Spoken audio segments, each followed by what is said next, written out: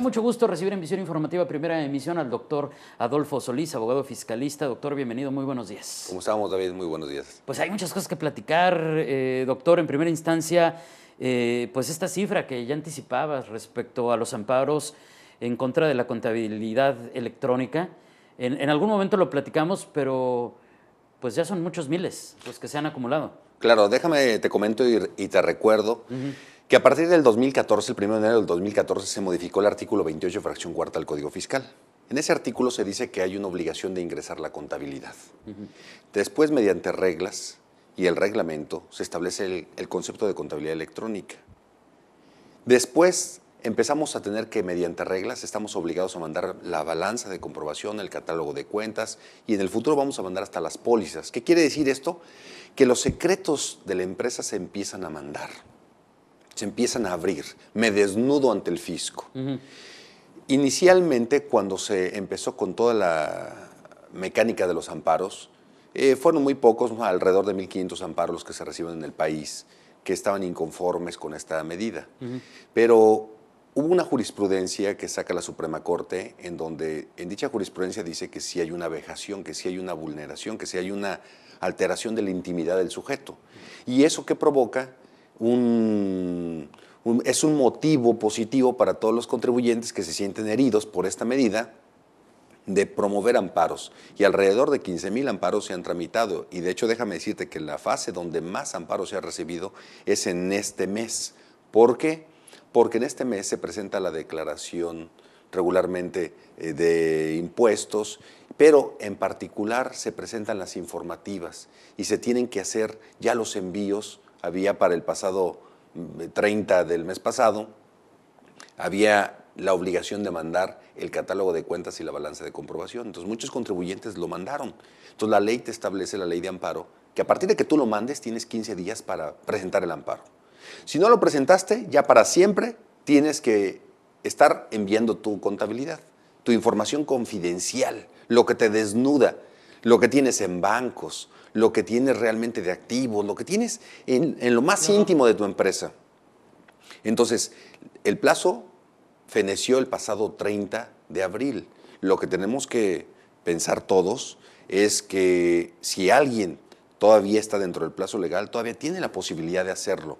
Pero pasados los 15 días después del envío de la declaración, en este caso, que sería la informativa que contiene la balanza de comprobación y que contiene el catálogo de cuentas, pasados esos 15 días ya no puede hacer nada. ¿Esos 15 días vencerían? Entonces, esos 15 días van a, dependiendo, se computan a partir de que se envió la balanza y el catálogo de cuentas. Se computan a partir de ese momento. Si, por ejemplo, alguien lo envió el día 1, pues tiene que contar 15 días hábiles posteriores a ese envío. ¿De acuerdo? Se descuentan los días que son inhábiles. Por ejemplo, el 5 de mayo, que es un día inhábil para la ley de amparo, pero regularmente, en promedio, las empresas lo empezaron a mandar del día 20 al día 30. Entonces, los vencimientos ya están en esta y la siguiente semana. Ahora, ¿qué pasa una vez que se amparan todos estos contribuyentes, estas empresas, sobre todo a largo plazo, Adolfo? O sea, ¿va a llegar un momento en el que se tenga que tomar alguna medida adicional o el amparo se queda de manera indefinida? ¿Qué se puede proyectar ante esta situación? Te comento que al momento de solicitar el amparo, hay una parte dentro del amparo que se conoce como cuaderno incidental. Ese cuaderno incidental se solicita la suspensión, que no me molesten mientras, que no me obliguen a enviar esa información privilegiada o confidencial mientras se resuelve el amparo. El amparo va a tardar un promedio de 2 años y medio en resolverse. Muy bien. Y las personas tendrían los próximos 2 años y medio con la posibilidad de no enviar su información confidencial. Y también les va a permitir adaptar sus sistemas, actualizarlos, corregirlos, mejorarlos, conocer bien los software que generan toda esta información, y yo creo que en 2 años y medio tendrán un buen mecanismo de adaptación, pero yo creo que es una gran oportunidad que la población tiene que hacer, y sobre todo por cultura contributiva.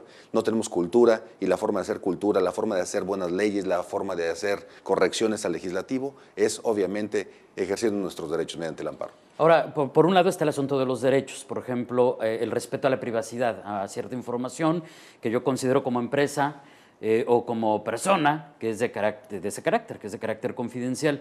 Pero por otro lado, Adolfo, también está la situación, por ejemplo, de la tecnología. E históricamente, hemos visto que no hay garantía de que esta información, en caso de que, por ejemplo, una institución diga, sí, la vamos a tener nosotros, pero va a ser interna, nadie va a salir. Históricamente no hay esa garantía, pues, de que no salga de esas instituciones. Fíjate que es muy interesante porque nosotros tenemos en materia impositiva, tenemos un artículo que es el artículo 69 del Código Fiscal, que nos habla de la reserva y del secreto fiscal. Ese secreto y reserva fiscal siempre se debieron haber mantenido con un nivel de seguridad absoluto, pero a ciencia cierta mucha de la información llega a fluir. ¿Y por qué fluye? Porque hay gente que la filtra, porque hay personas que proveen de esa información o porque hay malos controles dentro del gobierno. A decirte la verdad, si hacemos un balance real de qué tan segura está nuestra información, cuando menos históricamente ahorita no ha habido una señal de que nuestra información esté en riesgo. Es decir, el fisco sí ha asegurado que esa información sea privilegiada, pero también estamos hablando de forma masiva.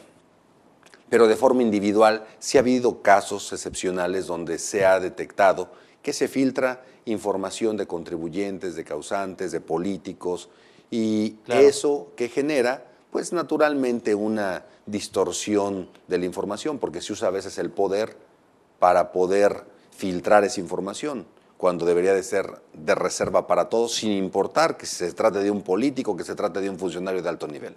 Pero entonces, en términos de filtración de información, son casos excepcionales. O sea, son casos excepcionales. Sí, esa parte de la tecnología sí ha funcionado. A mí me parece que los sistemas más avanzados que tiene México los tiene a través de la Secretaría de Hacienda y Crédito Público y del propio SAT.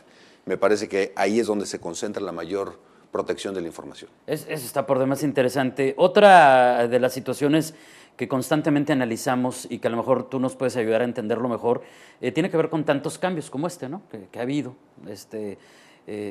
Reformas, nuevos lineamientos, nuevas reglas, nuevas leyes y demás.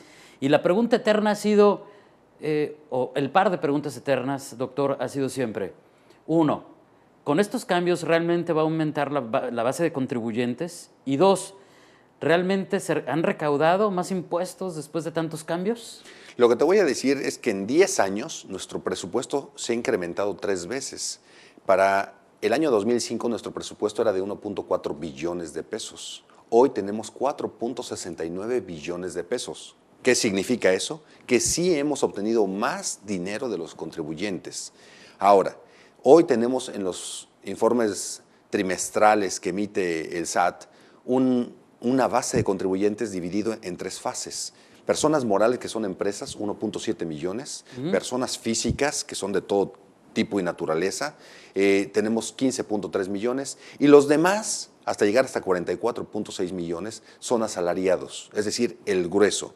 Pero de la población económicamente activa, de ese grueso de la población que componen los asalariados, prácticamente el 61.4 está por debajo de 3 salarios mínimos, que tienen exenciones, tienen subsidios y que no ha demostrado su eficacia en la recaudación. Sí contribuyen, pero definitivamente los que siguen absorbiendo la carga del país son las personas morales, grandes contribuyentes, seguidos de las personas morales que no son grandes contribuyentes, seguido de las personas físicas con actividad empresarial y después ya queda el resto de los contribuyentes. Es decir, la carga y la presión fiscal del país, de los 120 millones de mexicanos que somos, 120.2 millones, se potencializa en menos de 2.5 millones de contribuyentes. Y en términos reales, la recaudación directa, lo que deja el 60% del ingreso al SAT, son un puñado de 150,000 empresas. Claro, y esto aterrizándolo desde la perspectiva, por ejemplo, social,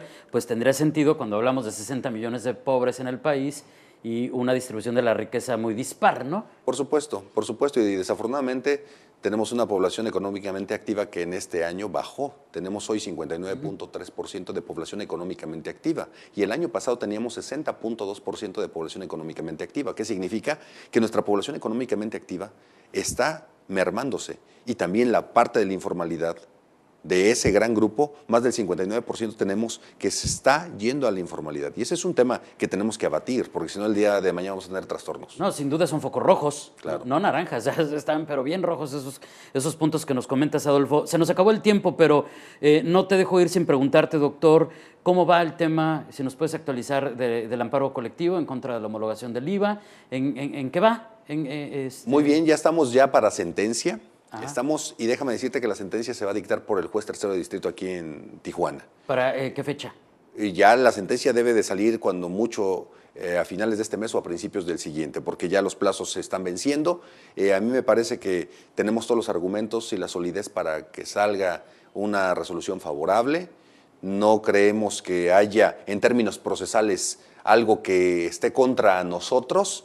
Y ya veremos la sentencia. Si actúa políticamente, la rebatiremos con todo el rigor de la ley y la Constitución. Y si vemos que apoya las consideraciones que fueron sustentadas por los fronterizos, bueno, pues también vamos a ir a una revisión adhesiva. Bueno, pues entonces estaremos en contacto y en cuanto salga la resolución, pues para platicar y también darle a conocer a los bajacalifornianos qué es lo que ha pasado con ese amparo colectivo. Claro que sí, que tengan confianza y vamos a salir adelante. Muchísimas gracias y por aquí te esperamos muy pronto.